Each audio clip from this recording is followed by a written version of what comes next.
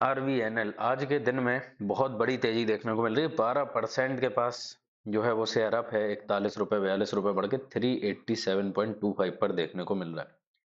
पिछले भी कई दिनों से लगातार हमें इसमें तेजी देखने को मिली है। ठीक है, शेयर यहाँ पर लगातार जो है वो भागने की कोशिश में अपनी बना हुआ है। और अगर हम जो है इसके चार्ट में देखते हैं तो आप देख सकते हो क्लियर कट इंडिकेशन दिख रहा है कि बहुत बड़ी तूफानी रैली जो है वो यहाँ पर शेयर ने दिखाई है। लेकिन ये तूफानी रैली क्या सस्टेन हो पाएगी? क्या ये रैली इस तरीके की बनेगी जैसी हमें जो है वो रैलियां यहाँ पर देखने को मिली हैं जो जून 2024 में, या फिर जो है शुरुआत जनवरी 2024 के आसपास में, जब शेयर ऑलमोस्ट इसी तरीके की रैली में लेकिन डबल हो गया था। ठीक है, अगर आप देखोगे तो 180 से शेयर जो है हमें ऑलमोस्ट 90% के आसपास का गेन जो है वो हमें देखने को मिला था। और उसके बाद फिर और एक बहुत बड़ी रैली जो है वो यहाँ पर देखने को मिली थी। तो क्या इतनी बड़ी रैली आ सकती है, या फिर जो है बस ये एक ट्रैप है?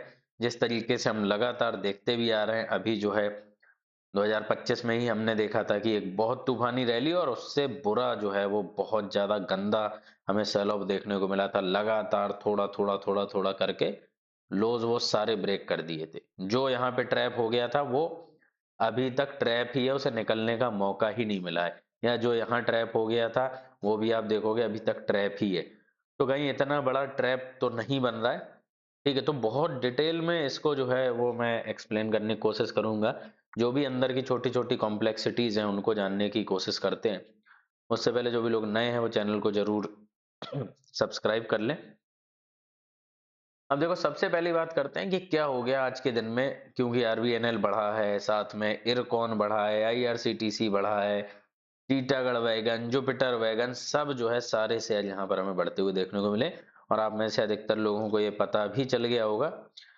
जिन्हें नहीं पता चला है उन्हें मैं बता देता हूं कि क्या है। भारतीय रेलवे यहाँ पर किराया बढ़ाने जा रही है।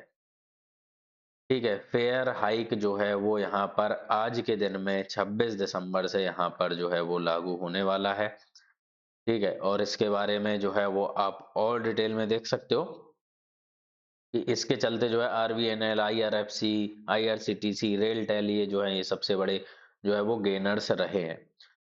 और जो है वो आप देख सकते हो कि जो रिवाइज्ड ट्रेन फेयर्स हैं, अब आप अगर ट्रेन में सफर करते हो तो अब आप खुद देख लोगे कि भाई अब जो है ना वो हमें फ्राइडे के बाद से यहाँ पर जो है वो रिवाइज्ड ट्रेन फेयर मतलब महंगा आपको किराया देखने को मिलेगा।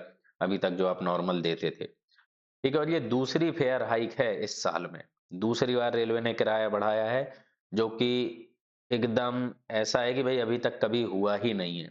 ठीक है, पिछले जो है तकरीबन आप देखोगे 20-30 साल में तो ऐसा जो है वो हुआ ही नहीं है कि साल में 2 बार किराया बढ़ गया। इवन रेलवे का तो 4-4 5-5 साल तक किराया ही नहीं बढ़ता है। ठीक है, तो किराया बढ़ने से आरवीएनएल क्यों भाग रहा है? क्योंकि आरवीएनएल का तो किराए से कोई लेना देना ही नहीं दूर दूर तक। ठीक है, तो इसके या आईआरएफसी है, चलो आईआरएफसी तो फाइनेंस करता है तो उनके लिए थोड़ा सा स्ट्रांग हो जाएगा कि उनके फाइनेंस के लौट के आने की जो ताकत है वो बढ़ गई। लेकिन आरवीएनएल क्यों भाग रहा है? ठीक है, और इतना भयंकर कि भाई 12% अप है, और अगर नीचे से रैली देखें तो हम तूफान मचा दिया इसने। ठीक है, 30% के आसपास अप है। क्या ये एक ट्रैप है? तो इसके अभी हम बात करते हैं।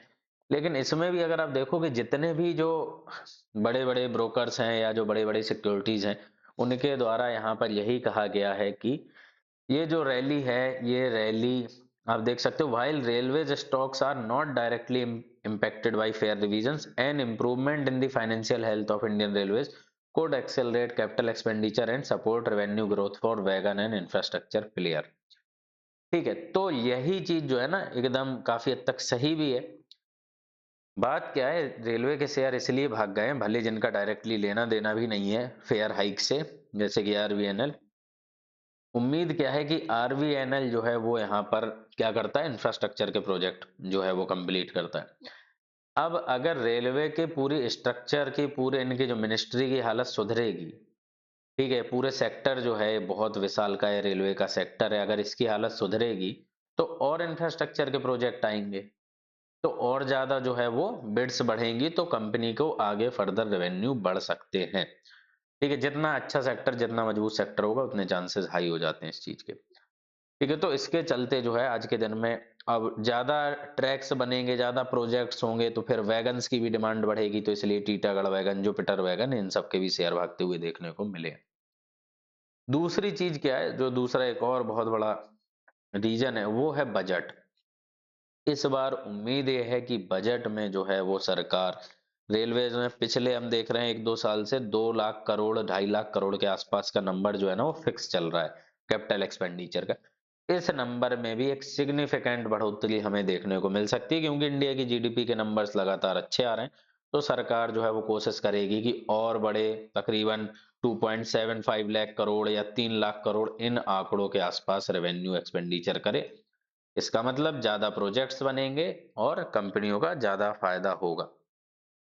लेकिन आप एक चीज देखोगे कि हाँ, अगर हम कंपनी के नंबर्स देखते हैं, तो नंबर्स तो इनके भाई हम देख रहे हैं सितंबर 2022 से लगातार इतना हैवी सरकार एक्सपेंडिचर कर रही है। नंबर्स इनके काफी हद तक फ्लैट ही हैं, नंबर्स में कोई भी खास इंक्रीमेंट है नहीं। ठीक है, और शेयर भी लगातार गिर ही रहा है। आप देखोगे कि काफी एक 2024 तक रैली मारी थी, उसके बाद तो बहुत बुरी हालत हो गई इसकी, कहाँ 600 650 से शेयर आधा हो गया। ठीक है, अगर हम इसको यहाँ पर देखते हैं, तो आप देखोगे तकरीबन तकरीबन 53% का आसपास का जो है उसमें गिरावट आ गई। तो ऐसा क्यों हो रहा है, जबकि इसे तो लगातार बढ़ते रहना चाहिए। ठीक है, और चलो थोड़ा बहुत डिप आ भी गया तो फिर भागना चाहिए, तो ऐसा क्यों हो रहा है, रेवेन्यू क्यों नहीं बढ़ रहा है? देखो इसमें क्या है, एक बहुत बड़ी स्ट्रक्चरल चेंज है, ये आपको समझने की जरूरत है। बात क्या है कि आरबीएनएल को प्रोजेक्ट तो ज्यादा मिलेंगे, ठीक बात है, लेकिन प्रोजेक्ट इन्हें अगर ज्यादा मिल रहे होते तो इनका रेवेन्यू बढ़ता, जो कि बढ़ नहीं रहा है। तो हो क्या रहा है, पहली बात तो अब जो भी प्रोजेक्ट्स मिल रहे हैं उसमें कंपटीशन बहुत ज्यादा है, क्योंकि पहले इंडियन रेलवेज क्या करता था, सीधे सरकारी कंपनी को टेंडर ही अलॉट कर देता था। ठीक है, कि कहीं कुछ प्रोजेक्ट बनना है तो ठीक है, इसको जो है आरबीएनएल बनाएगी। अब क्या है, ये पूरा सिस्टम ही बंद हो चुका है। अब है प्रॉपर जो है सरकारी कंपनीज को प्राइवेट प्लेयर्स के साथ कॉम्पीट करना पड़ेगा। ठीक है, तो उसमें एलएनटी भी है, उसमें टाटा प्रोजेक्ट्स भी है।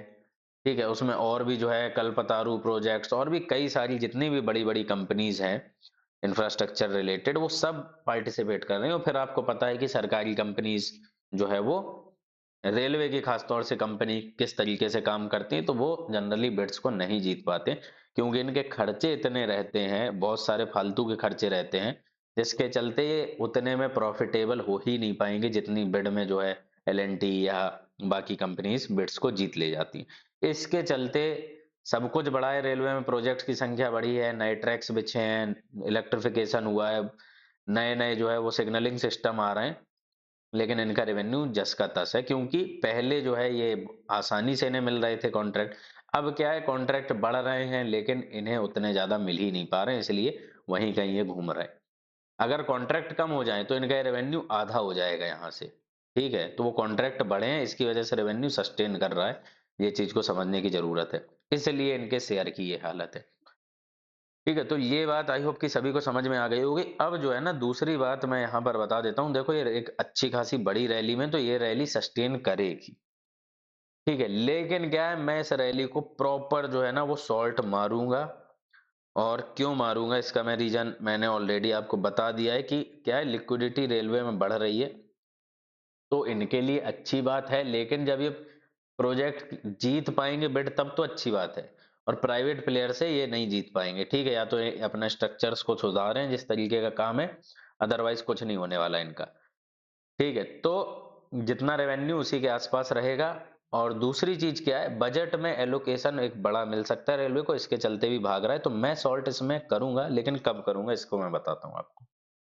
मेरा सिंपल सा यहाँ पर मकसद ये है कि जैसे ही शेयर भाग रहा है, एक तूफानी रैली है और ये भागता रह सकता है। जैसे ही मुझे प्राइस एक्शन लगेगा इसमें सॉल्ट का है, मैं ऊपर इसको जो है प्रॉपरली सॉल्ट कर दूंगा, और बहुत अच्छा जो है वो रिजल्ट यहाँ पर हमें मिल सकता है, बहुत बेहतरीन ट्रेड जो है वो मिल सकती है। ठीक है, उसके बारे में कोशिश मैं पूरी करूंगा कि भाई डेडिकेटेडली वीडियो बना दिया जाए। अदरवाइज मैं टेलीग्राम पर अपडेट कर ही दूंगा, वो तो श्योर शॉर्ट चीज है। तो जरूर जुड़ जाना टेलीग्राम पे। ठीक है, और केवल जुड़ मत जाना, एक्टिव रहना, क्योंकि अभी देखो कोफोर्ज वगैरह की भी ट्रेड चल रही थी। ठीक है, उसका भी मैंने अपडेट किया था। साथ में ही जो एनबीसीसी की ट्रेड चल रही है उसका भी तो काफी सारी ट्रेड जो है वो चल रही है यहाँ पर। और जब भी प्रॉफिट बुकिंग होती है या किसी में एंट्री बनती है, जैसे कोफोर्ज में क्या है, बहुत बड़ी आज के दिन में एक बाइंग आई है, मतलब बहुत बड़ी जो है वो एक कंपनी खरीदने जा रहे हैं वो 2.5-3 बिलियन डॉलर की, तो शेयर में बहुत बड़ी जो है एक हमें बाउंस देखने को मिल सकता है, तो जिसकी मैंने ऑलरेडी ट्रेड ले ली थी। ठीक है, और इस तरीके की जो है वो और भी निफ्टी सेंसेक्स की सारी ट्रेडें चलती रहती हैं। तो अभी मैंने ट्रेड ले रखी है, अब कल के दिन में अगर बड़ा बाउंस आता है, मतलब जब भी मार्केट खुलेंगे, तो हमें बहुत बड़े प्रॉफिट्स हो सकते हैं। तो ये सारी चीजों के लिए आप जुड़ जाना, और फ्री ऑफ कॉस्ट ही है ग्रुप, कोई चार्जेस वगैरह है नहीं, नीचे डिस्क्रिप्शन बॉक्स में लिंक है, वहां से आप जुड़ सकते हो, या सर्च कर लेना अगर कोई लिंक से ज्वाइन नहीं हो पा रहा है, तो अपने टेलीग्राम चैनल पे जाके सर्च कर लेना इन्फो चार्ज, वहां से भी आप डायरेक्टली इसमें जुड़ सकते हो। ठीक है, तो जब भी होगा इसके सॉल्ट करने की, क्योंकि बहुत बेहतरीन अपॉर्चुनिटी बनेगी, ऐसे तो ये नहीं भाग पाएंगे, इस चीज को आप समझो। और कोई ये भी मत करना कि क्या है, बस मैंने सॉल्ट बोला तो गए जाके इसके कहीं फ्यूचर सॉल्ट कर दिए, या फिर जो है हमने जाके अपना पुट्स वगैरह, कुछ हमें आता पता नहीं, बस हमने रैंडमली पुट खरीद के हम बैठ गए, क्योंकि इसमें क्या है, आप बहुत भारी नुकसान में चले जाओगे। बहुत समझदारी से यहाँ पे काम करना है, तो जब मैं बताऊंगा तब करना, और प्रॉपर हेज के साथ ही करना है।